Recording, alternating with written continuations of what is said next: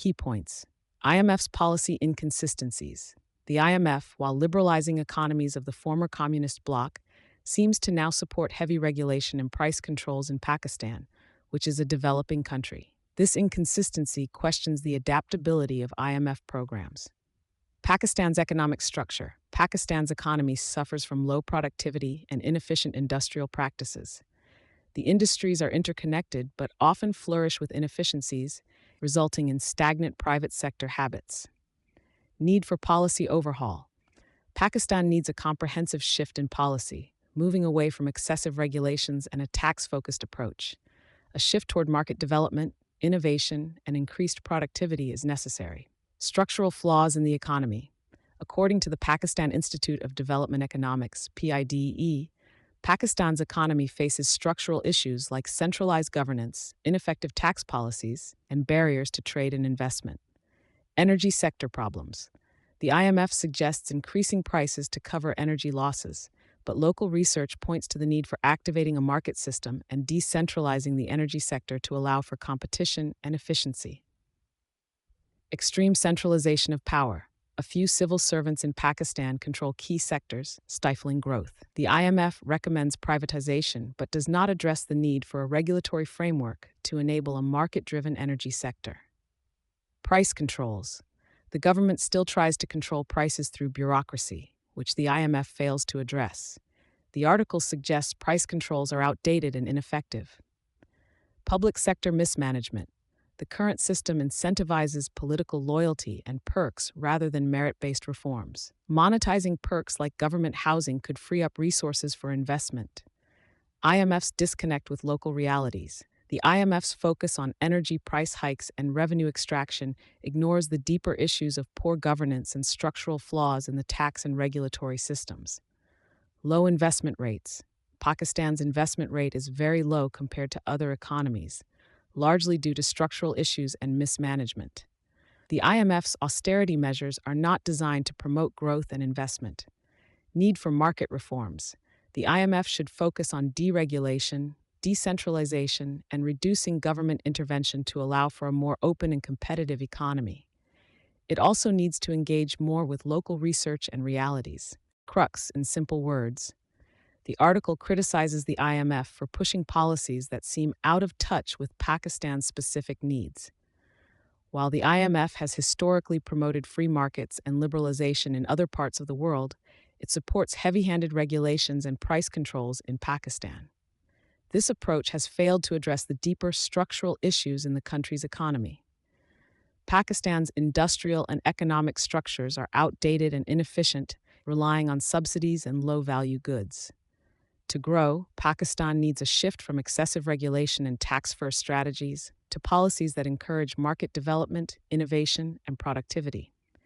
The energy sector, heavily controlled by the government, suffers from inefficiencies. Rather than simply raising prices as the IMF suggests, the solution lies in decentralizing the sector and creating competitive markets. Additionally, centralized power within the government and civil service stifles reforms and fosters corruption. The IMF's focus on energy price hikes and increased tax revenue ignores the broader problems of poor governance and an unstable tax system. The article argues that IMF policies are based on abstract models and fail to engage with local research that points to structural reforms as the key to economic growth. To improve, Pakistan needs decentralized governance, an open economy, and deregulation. Instead of focusing on raising taxes and controlling prices, the IMF and Pakistan's government should work on creating an environment that promotes investment, growth, and market efficiency. The energy sector, heavily controlled by the government, suffers from inefficiencies. Rather than simply raising prices as the IMF suggests, the solution lies in decentralizing the sector and creating competitive markets. Additionally, centralized power within the government and civil service stifles reforms and fosters corruption. The IMF's focus on energy price hikes and increased tax revenue ignores the broader problems of poor governance and an unstable tax system.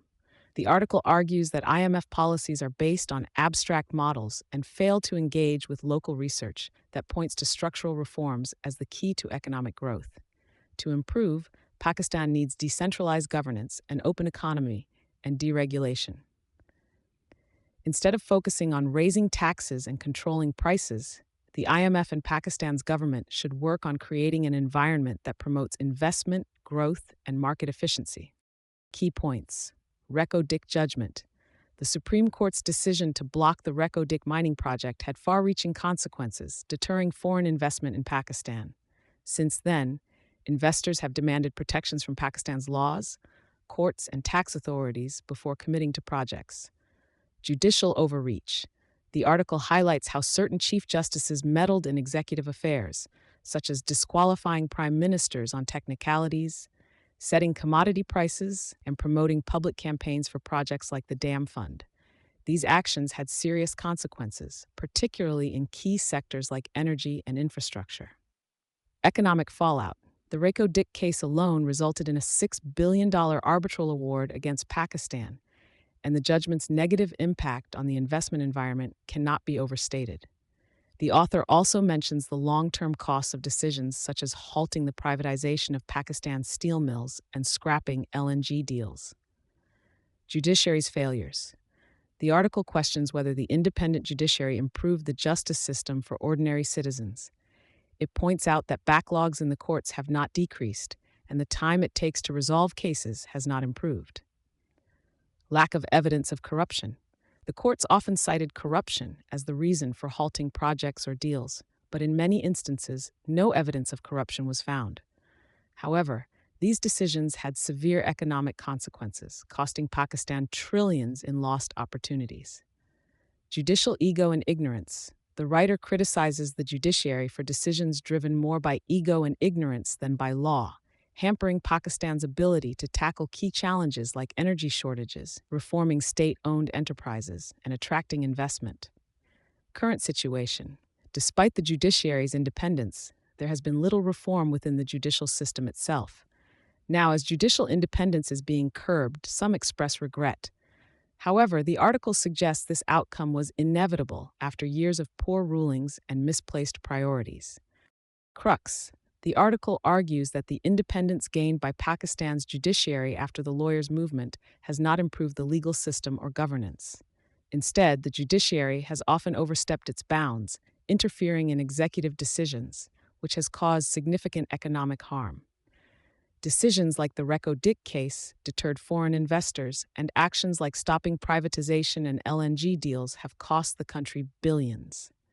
Despite claims of corruption, the judiciary often found no evidence, but the economic fallout was severe. Moreover, the judiciary failed to address its own inefficiencies, such as court backlogs and long case durations. The author suggests that judicial decisions were driven by ego and ignorance rather than sound legal principles. Now, as judicial independence faces limitations, some regret it, but the article implies that this was a consequence of the judiciary's own failures over the years. In summary, while the judiciary gained power, it misused it in ways that hurt the country's economy and failed to improve the justice system for ordinary citizens. Key points. Diamer Basha Dam project delays.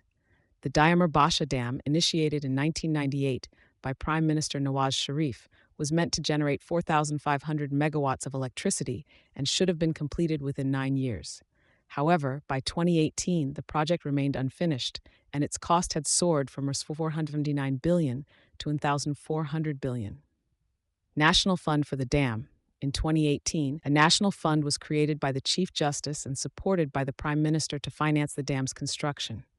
Public donations quickly accumulated $66.7 million, but the funds were insufficient, representing only 3.2% of the total cost needed for the dam. Mismanagement and lack of accountability. The fund's progress was poorly managed, with no mechanisms for refunds to the public and little transparency about where the funds went. The billions spent on advertising the fund have never been disclosed. In 2024, the Supreme Court ordered the remaining fund to be transferred to the public exchequer, effectively ending the fund. Involvement of China. China's participation in the project through a contract with China Power and Frontier Works Organization, FWO, is seen as reassuring due to China's experience in building large dams, including the Three Gorges Dam. the involvement of China raises hopes for the project's eventual completion.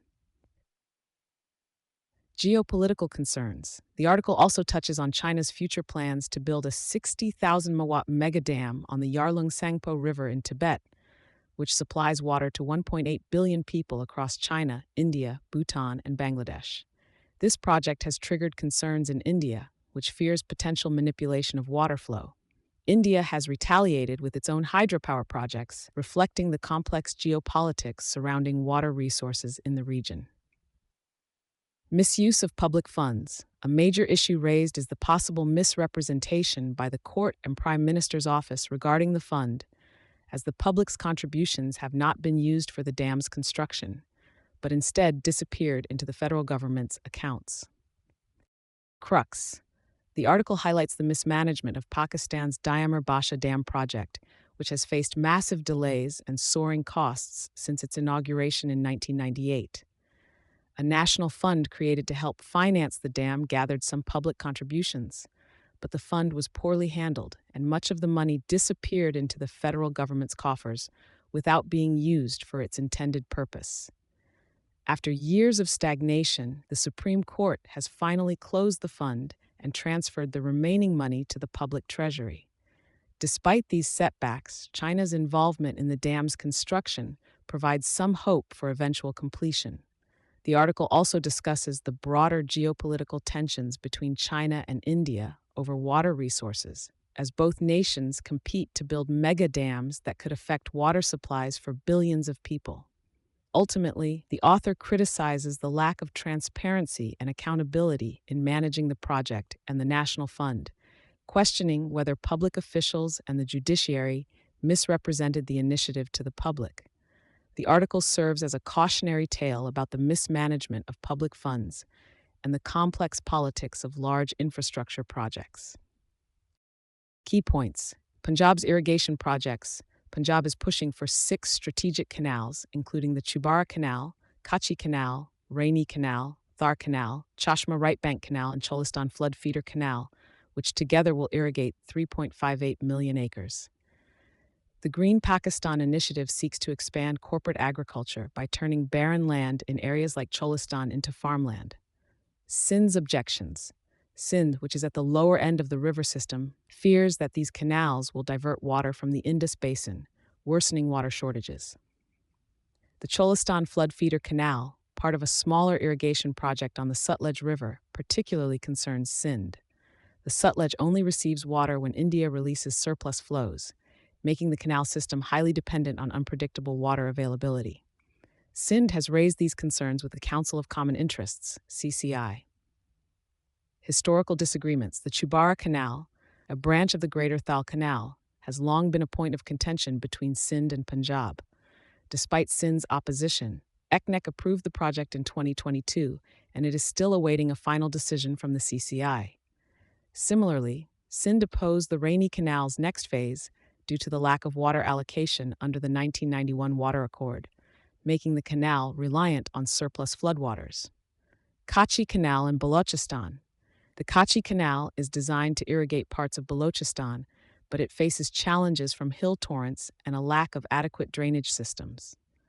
WAPDA's proposed solution to divert floodwater to Sindh's Hamal Lake is problematic, as the lake and drainage systems are already at risk of bursting from excessive inflows. Impact on the Indus Delta. Sindh fears that further diversion of water from the already declining Indus River could worsen the ecological disaster in the Indus Delta. Average water flows below the Kotri Barrage have drastically decreased over the years, largely due to climate change, aggravating water shortages in the lower basin. New canals like the ones proposed in Punjab could heighten these problems, stoking further conflict between Sindh and Punjab over water distribution. Crux. Punjab is building new canals to expand agriculture, but Sindh is concerned these projects will worsen water shortages in the lower Indus Basin. The Green Pakistan initiative aims to transform barren lands in areas like Cholistan into farmland, but Sindh argues that the water supply is too uncertain, especially with climate change. Past projects like the Chubara Canal have already caused tension, and new canals could escalate the conflict between the two provinces. Sindh is also worried that further water diversions will harm the already fragile Indus Delta, adding to ecological and economic problems. The Council of Common Interests will need to address these concerns before moving forward. Key points: CJP ISA's dissent. Chief Justice Issa objected to the 8-judge majority who acted independently to clarify the court's ruling on questions from the ECP, bypassing official channels. He argued that the full court's verdict was final, and the judges did not have the authority to make subsequent clarifications without adhering to protocol. Criticism of CJP ISA's leadership. Despite raising valid concerns, CJP ISA's leadership has been criticized for not enforcing the full court's decision. Some see this as a lack of decisiveness, suggesting that his inaction may indicate quiet alignment with the view that the ruling should not be enforced. His handling of this period has raised concerns about his leadership as the judiciary faces significant scrutiny. CJP ISA's divisive tenure. His tenure has been marked by divisive rulings. For instance, his decision in the PTI BAT symbol case upheld the ECP's stance but was seen as overly focused on technicalities rather than justice. Similarly, his timing of the Article 63A ruling, which addressed party discipline, sparked debate. While he was initially perceived as a crusader for judicial integrity, his later actions left many of his supporters disappointed, resulting in a complex legacy. Transition to Justice Yahya Afridi.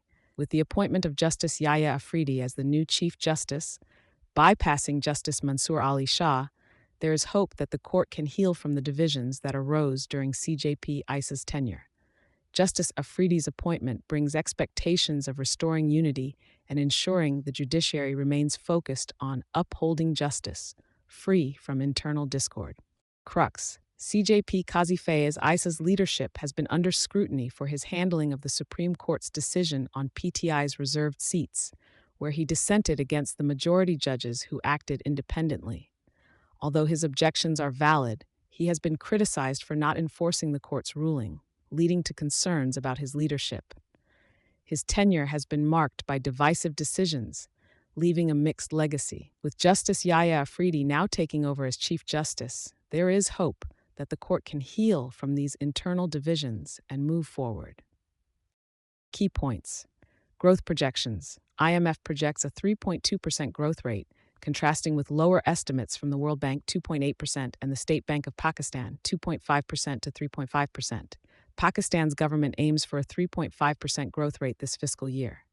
Economic improvements. Indicators show moderate growth, reduced inflation, projected to fall from 23.5% to 9.5%, a stabilizing exchange rate, and a shrinking current account deficit. These gains are attributed to IMF funding, strict import limits, and high interest rates.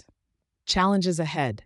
Improvements are fragile, dependent on restrictive economic policies. Without addressing deeper structural issues, any attempt to accelerate growth could lead back to financial instability. Call for structural reforms. Pakistan should focus on boosting agricultural and industrial productivity to attract foreign investment and increase exports. The article stresses that the country needs to stabilize its balance of payments situation before pursuing higher growth.